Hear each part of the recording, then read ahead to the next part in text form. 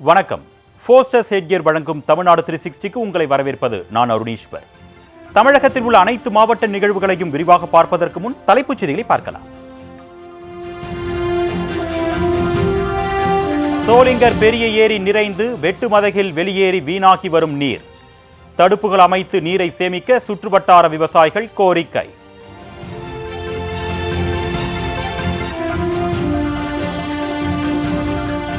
பல்லடம் அருகே சாய கழிவுநீர் கலந்ததால் பயன்படுத்த முடியாத நிலைக்கு மாறிய குட்டை. பொதுமக்களின் புகாரை அடுத்து மாசு கட்டுப்பாட்டு வாரிய அதிகாரிகள் நேரில் ஆய்வு.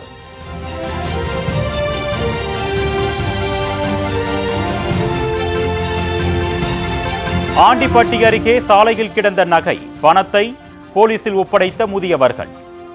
வறுமையிலும் நேர்மையாக இருந்த முதியவர்களுக்கு பொன்னாடை அணிவித்து பாராட்டு.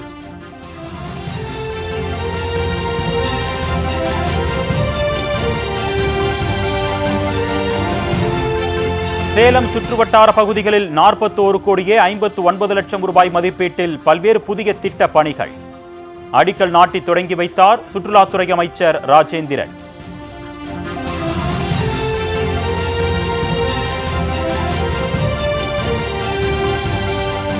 அழிவின் பாதையில் வண்ணத்து பூச்சிகள் இனம். வண்ணத்து பூச்சிகளால் ஏற்படும் நன்மைகள், அவற்றை பாதுகாக்க வேண்டிய அவசியம் குறித்து விளக்கும் செய்தி தொகுப்பு.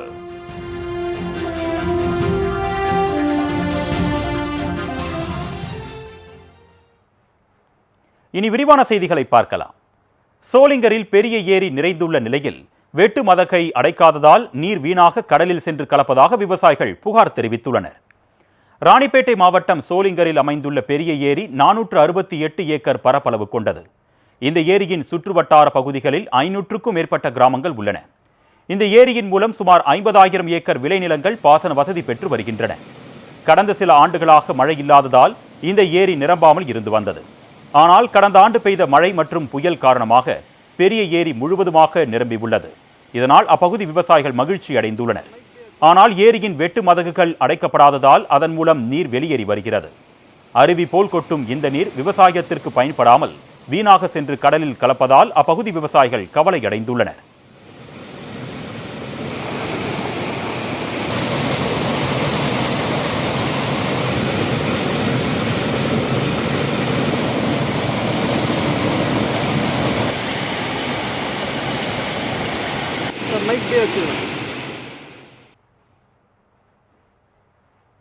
அத்துடன் சுற்றுவட்டார கிராமங்களுக்கு குடிநீர் தட்டுப்பாடு ஏற்படும் வாய்ப்பு இருப்பதாகவும் விவசாயிகள் கவலை தெரிவிக்கின்றனர். எனவே ஏரியின் வெட்டு மதகை அடைத்து நீரை சேமிக்க வேண்டும் என நீர்வளத்துறைக்கு விவசாயிகள் கோரிக்கை விடுத்துள்ளனர்.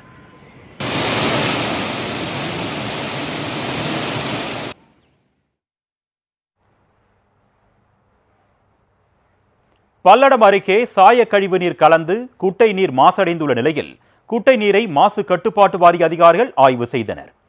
திருப்பூர் மாவட்டம் பல்லடம் அருகே பாச்சாங்காட்டு பாளையத்தில் சுமார் 3 ஏக்கர் பரப்பளவில் பழமையான குட்டை அமைந்துள்ளது. இந்த குட்டை நீரை நம்பி சுற்றுவட்டார பகுதி மக்கள் விவசாயம் செய்து வந்தனர். மேலும் குட்டை நீர் அருகில் உள்ள கணபதி பாளையம், சென்னிமலை பாளையம், அம்மன் நகர் உள்ளிட்ட பகுதிகளுக்கு குடிநீராகவும் வழங்கப்பட்டு வந்தது. ஆனால் அருகில் உள்ள சாயப்பட்டறை ஆலையின் கழிவுநீர் குட்டையில் கலப்பதால் குட்டை நீர் மாசடைந்து பயன்படுத்த முடியாத நிலைக்கு மாறியது. அத்துடன் இப்பகுதியில் நிலத்தடி நீரும் மாசடைந்து வருவதால் அப்பகுதி மக்கள் மிகுந்த அவதிக்குள்ளாகி வருகின்றனர். மேலும் குட்டை நீரை ஆடு, மாடு உள்ளிட்ட கால்நடைகள் கூட பயன்படுத்த முடியாத நிலைக்கு மாறி போனது. இதுகுறித்து பொதுமக்கள் பலமுறை புகார் அளித்த நிலையில் பல்லடம் வட்டாட்சியர் சபரிகிரி தலைமையில் மாசு கட்டுப்பாட்டு வாரிய அதிகாரிகள் குட்டையை ஆய்வு செய்ததுடன் குட்டை நீரை ஆய்வுக்காக எடுத்துச் சென்றனர்.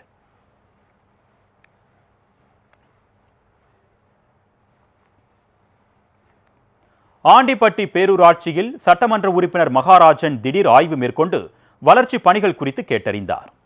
தேனி மாவட்டம் ஆண்டிப்பட்டி பேரூராட்சி அலுவலகத்தில் சட்டமன்ற உறுப்பினர் மகாராஜன் திடீர் ஆய்வு மேற்கொண்டார். பேரூராட்சி அலுவலகத்தில் உள்ள கூட்டரங்கில் அனைத்து வார்டு கவுன்சிலர்களையும் அழைத்து பேரூராட்சி வார்டு பகுதியில் நடைபெற்று வரும் பணிகள் குறித்தும் நடைபெறவுள்ள வளர்ச்சி பணிகள் குறித்தும் கேட்டறிந்தார். அத்துடன் திட்ட பணிகள், அதன் மதிப்பீடுகள், பணிகளின் விவரங்கள், தரம், பணிகள் முடிக்க வேண்டிய காலநிலை உள்ளிட்டவை குறித்தும் கேட்டறிந்தார். குறிப்பாக 4வது வார்டில் தேக்கி வைத்துள்ள குப்பைகளை அகற்ற வேண்டும் என்றும் குடிநீர் இணைப்புகளுக்காக தோண்டப்பட்ட பள்ளங்களை அடைத்து சாலையை சீரமைக்க வேண்டும் என்றும் அவர் அறிவுறுத்தினார்.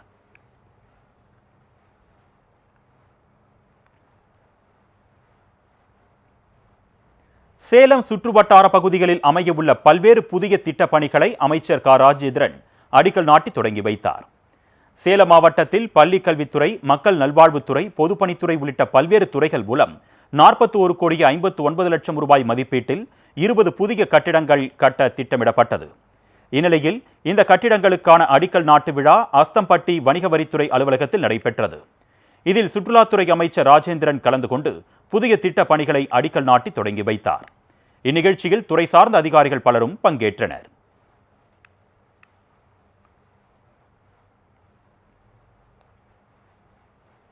ஆண்டிப்பட்டி அருகே சாலையில் கிடந்த 2 சவரன் தங்க மோதிரம் மற்றும் 10,000 ரூபாய் ரொக்க பணத்தை போலீசில் ஒப்படைத்த முதியவர்களுக்கு பாராட்டுகள் குவிந்து வருகிறது.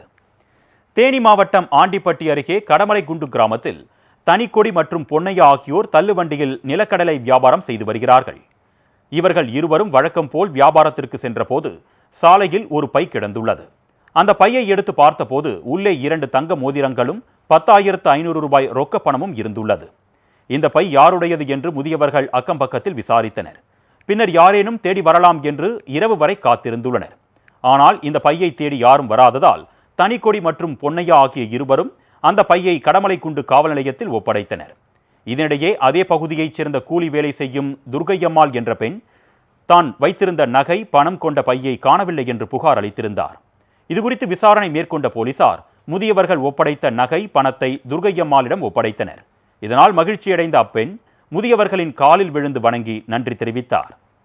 தள்ளாத வயதிலும் வறுமையில் உழைத்து வந்தாலும் நேர்மை தவறாது வாழும் முதியவர்களை போலீசார் ரொக்க பரிசு கொடுத்தும் பொன்னாடை அணிவித்தும் பாராட்டினர். இந்த சம்பவம் அந்த பகுதியில் நெகிழ்ச்சியை ஏற்படுத்தியது.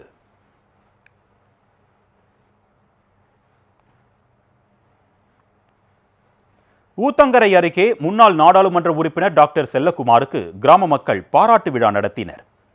கிருஷ்ணகிரி மாவட்டம் ஊத்தங்கரை அடுத்த சாம்பல்பட்டி ஊராட்சிக்கு உட்பட்டது சுப்பிரமணிய நகர்.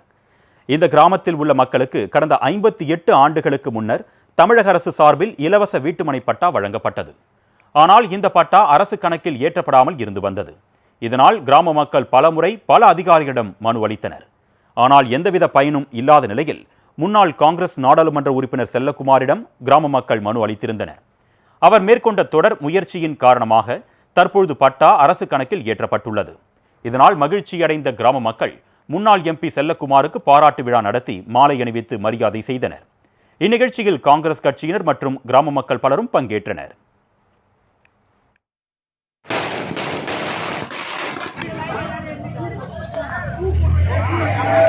டாக்டர் செல்லக்குமார் வாழ்க. வாழ்க. இக்கிராம பகுதியில் 30க்கும் மேற்பட்ட பட்டாவை வாங்கி கொடுத்த டாக்டர் செல்லக்குமார் வாழ்க.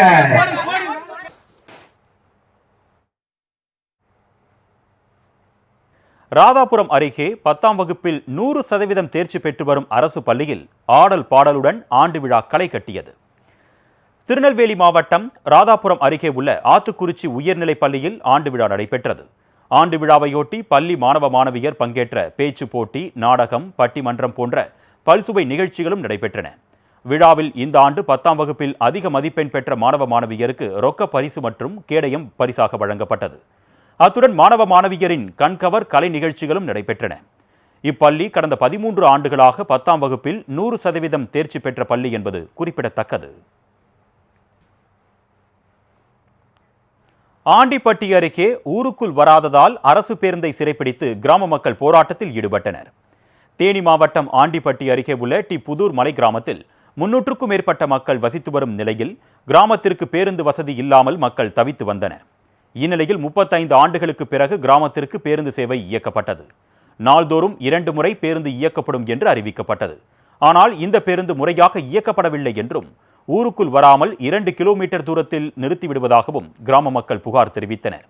இதுகுறித்து கேட்டால் ஓட்டுநரும் நடத்துனரும் இலவசமாகத்தானே போகிறீர்கள் என்று ஏளனமாக பேசுவதாக வேதனை தெரிவித்தனர்.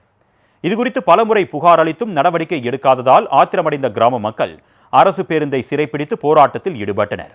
அத்துடன் பேருந்து ஓட்டுநர் மற்றும் நடத்துனரிடம் வாக்குவாதத்திலும் ஈடுபட்டனர். தகவல் அறிந்து வந்த போலீசார் பேச்சுவார்த்தை நடத்தியதை அடுத்து பேருந்து முறையாக இயக்கப்படும் என்றும் ஊருக்குள் வரும் என்றும் உறுதியளித்ததை அடுத்து போராட்டம் விலக்கிக் கொள்ளப்பட்டது.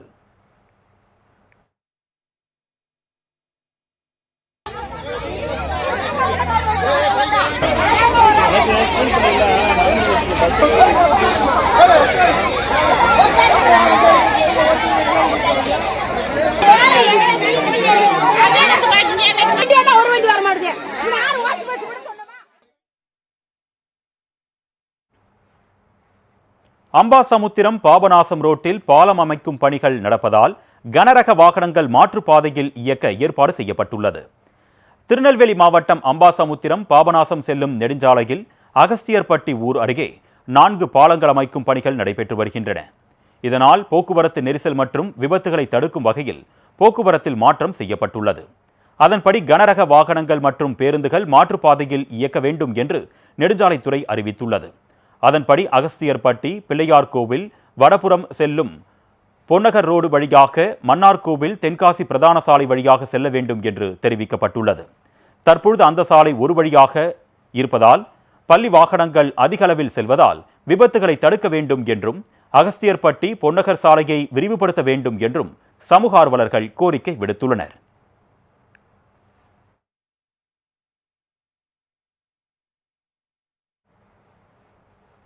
ஆழியார் வால்பாறை சாலையில் விபத்துகளை தடுக்கும் வகையில் பாதுகாப்பு உருளிகள் பொருத்தும் பணி தீவிரமாக நடைபெற்று வருகிறது. கோவை மாவட்டம் ஆனைமலை புலிகள் காப்பகத்தை ஒட்டி அமைந்துள்ள வால்பாறை, ஆழியார், நவமலை உள்ளிட்ட பகுதிகள் தமிழகத்தின் முக்கிய சுற்றுலா தலங்களாகும். மேலும் இந்த வழியாக கேரளா, அதிரப்பள்ளி நீர்வீழ்ச்சி உள்ளிட்டவைகளுக்கு செல்லலாம். இதனால் இந்த பகுதியில் நாள்தோறும் ஏராளமான வாகனங்கள் சென்று வருகின்றன.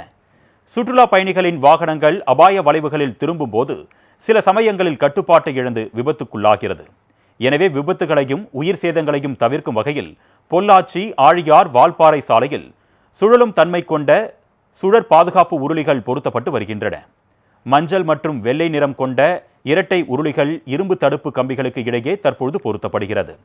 இதன் மூலம் விபத்துகளை தடுக்க முடியும் என்றும் வாகனங்கள் உரிய வேகத்தில் செல்ல வேண்டும் என்றும் நெடுஞ்சாலைத்துறையினர் அறிவுறுத்தியுள்ளனர்.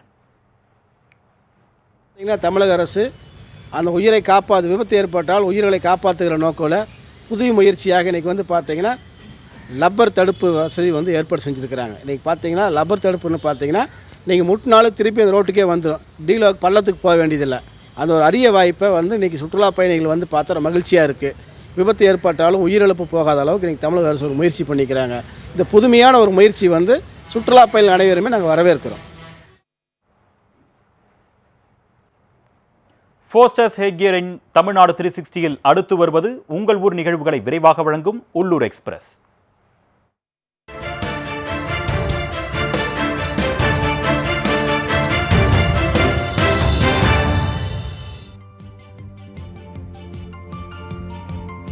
திருப்பூர் மாவட்டம் பல்லடம் அருகே திருநீலகண்டியம்மன் கோவிலில் இந்து சமய அறநிலையத்துறையின் சார்பில் 6 இணையர்களுக்கு இலவச திருமணம் நடத்தி வைக்கப்பட்டது.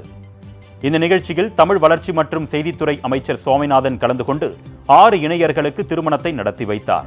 மேலும் கட்டில், பீரோ, 1 மாதத்திற்கு தேவையான மளிகை பொருட்கள் உள்ளடக்கிய 96,000 ரூபாய் மதிப்பிலான சீர்வரிசை தொகுப்புகளையும் வழங்கியதோடு நல்லுறவோடு இல்லற வாழ்க்கையை தொடர வேண்டும் என்று திருமண இணையர்களுக்கு வாழ்த்து தெரிவித்தார்.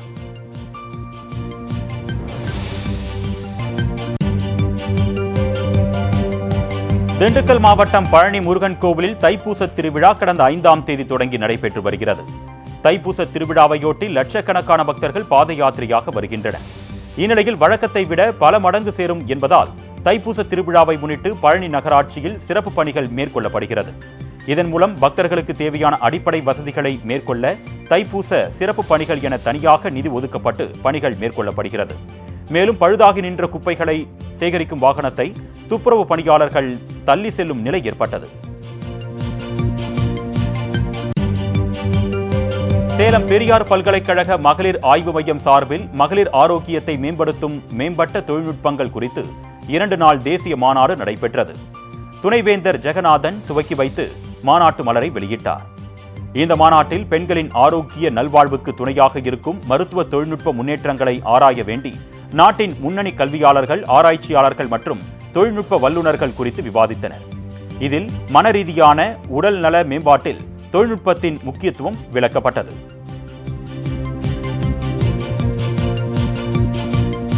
திருவண்ணாமலை மாவட்டம் செங்கம் அருகே இந்து சமய அறநிலையத்துறைக்கு சொந்தமான பெருமாள் கோவிலில் வரும் சித்திரை மாதம் 21ஆம் தேதி குடமுழுக்கு விழா நடைபெறவுள்ளது. இந்நிலையில் கோவில் நுழைவாயில் அமைக்கப்பட்ட ராஜகோபுரம், மூலவர் கருவறை, விமான கோபுரங்களில் சேதமடைந்த சிலைகளை புதுப்பிக்கும் பணிகள் நடைபெற்றது. பல வகையான வர்ணம் பூசுதல், உட்பிரகாரத்தில் கற்கள் அமைத்தல் உள்ளிட்ட பல்வேறு பணிகள் நடைபெற்று வருகின்றன.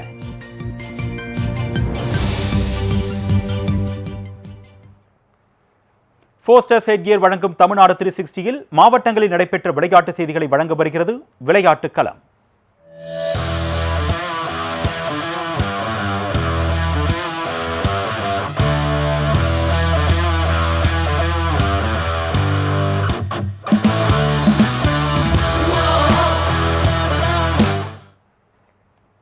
மாமல்லபுரம் அரசு பள்ளி மாணவர் சிலம்ப போட்டியில் தங்கம் வென்று சாதனை படைத்துள்ளார். செங்கல்பட்டு மாவட்டம் மாமல்லபுரத்தில் கடலரசர் சிலம்பம் அகாடமி சார்பில் 200க்கும் மேற்பட்ட மாணவ மாணவிகளுக்கு தற்காப்பு கலை பயிற்சி அளிக்கப்பட்டு வருகிறது. இங்கு பயிலும் மாணவர்கள் மாவட்ட அளவிலும் மாநில அளவிலும் சிலம்ப போட்டிகளில் பங்கேற்று சாதனை படைத்து வருகின்றனர். அதனைத் தொடர்ந்து இலங்கையில் நடைபெற்ற சர்வதேச சிலம்ப போட்டியில் பங்கேற்று 8 மாணவ மாணவியர் பங்கேற்றனர். 4 நாடுகள் பங்கேற்ற இப்போட்டியில் 21 தங்கமும் 5 வெள்ளியும் 7 வெண்கல பதக்கமும் வென்று தமிழகத்திற்கு பெருமை சேர்த்தனர்.